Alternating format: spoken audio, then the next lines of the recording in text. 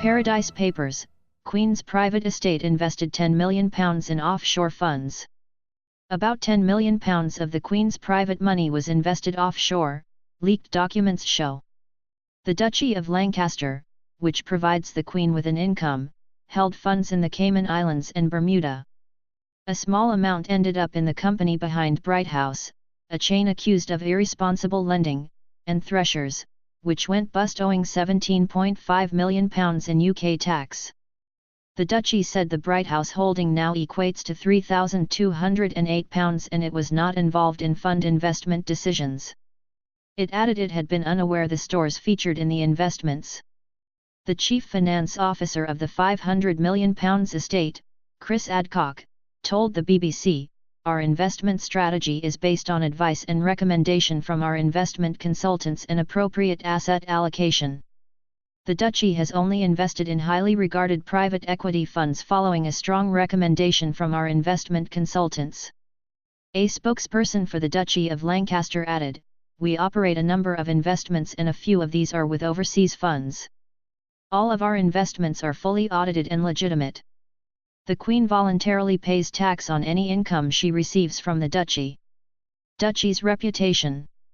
Details about the Duchy's investments came to light in the Paradise Papers, a leak of 13.4M documents from companies including Appleby, one of the world's leading offshore law firms. The two funds were based in British overseas territories with no corporation tax at the centre of the offshore financial industry.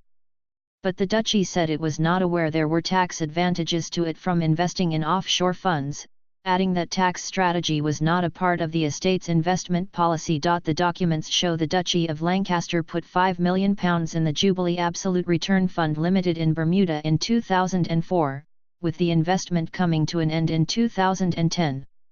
In 2005 the Duchy agreed to put $7.5 million, £5.7 million, in the Dover Street 6 Cayman Fund LP. Documents show the fund invested in medical and technology companies. The connection to rent-to-buy firm Bright House began in 2007 when the U.S. company running the fund asked the Duchy to contribute $450,000 to 5 projects, including the purchase of the 2 UK high street retailers.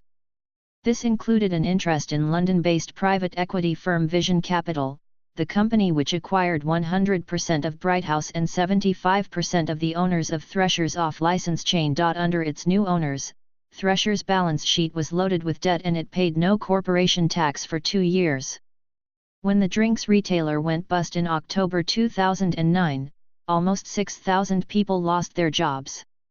The majority of Vision Capital's Bright House investment later ended up in a company based in Luxembourg and it began paying less corporation tax in the UK.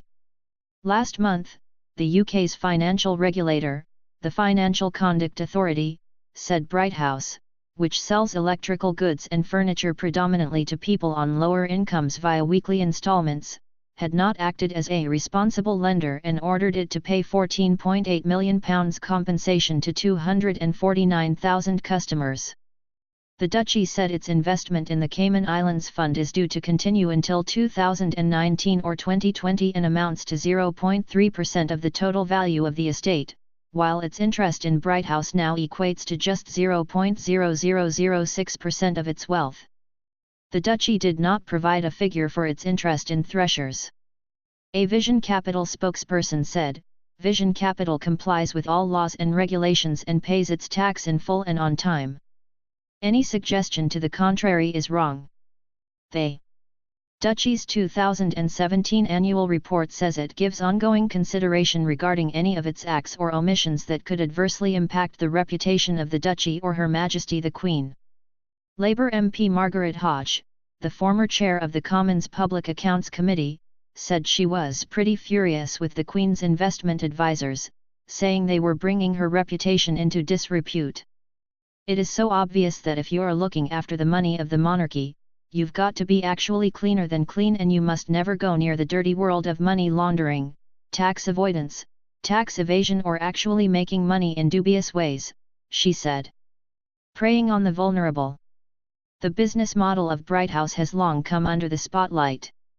A parliamentary report in 2015 said the company was charging interest rates of up to 94%.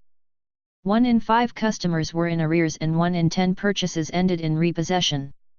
In one case examined by MPs and Lords, a Samsung freezer cost £644 to buy in John Lewis but £1,716 under a 5-year plan from the chain. Brighthouse was attracting attention at the time of the Duchy's investment, with the Financial Times challenging its chief executive in November 2008 to respond to accusations that the chain was preying on the vulnerable. The company maintains it is a responsible lender and through its 300 stores provides the services to millions of Britons who are unable to access traditional lines of credit. Brighthouse told The Guardian newspaper it follows all relevant tax regulations and pays its tax in full and on time.